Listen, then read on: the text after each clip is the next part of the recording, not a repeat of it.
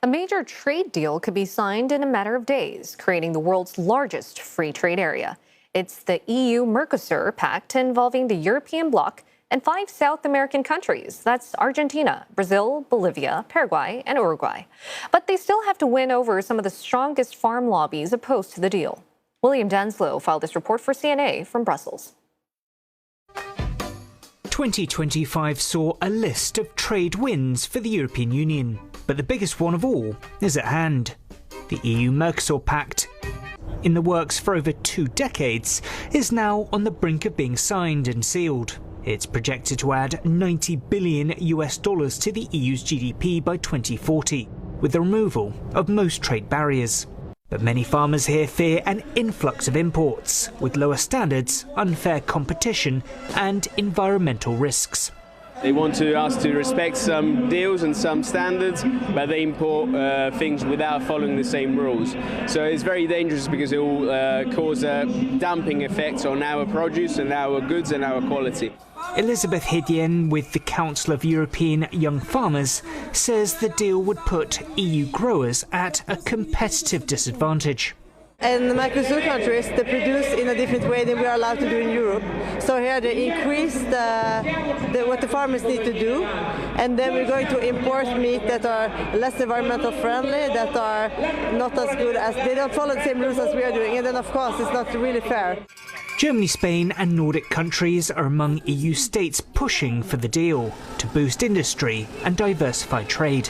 But France and Italy are among the member states that have cried foul, with farmers staging nationwide protests in recent months. The signing was delayed in December, with Italy seeking greater assurances for its farmers. Many farmers have also brought their grievances to Brussels as the deal signing drew near. An estimated 10,000 farmers from across the EU have gathered here, and organisers say it's the largest event of its kind this century.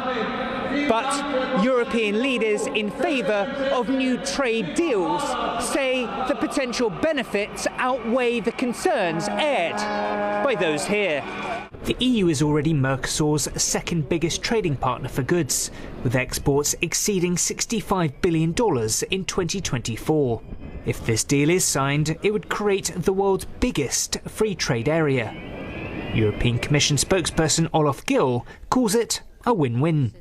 It will send a signal to the rest of the world that in a time of economic fragmentation, in a time of tariffs and increasing uncertainty, by playing by the rules, by working together on a rules base, trusted partners can still achieve great things together.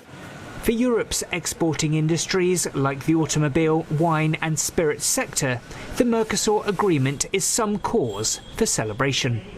They will not replace our traditional trade partners that are the US and China. The scale is simply not there to replace them, certainly not overnight. But it's a good start towards diversification. And with diversification comes resilience.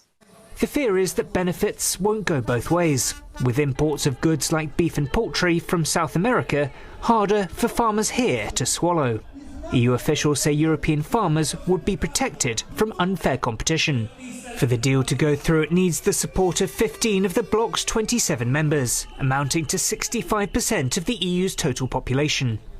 The European Commission hopes concessions, including more cash for farmers in the next budget, will be enough to sweeten the pot, win over the holdouts and get this historic deal over the line.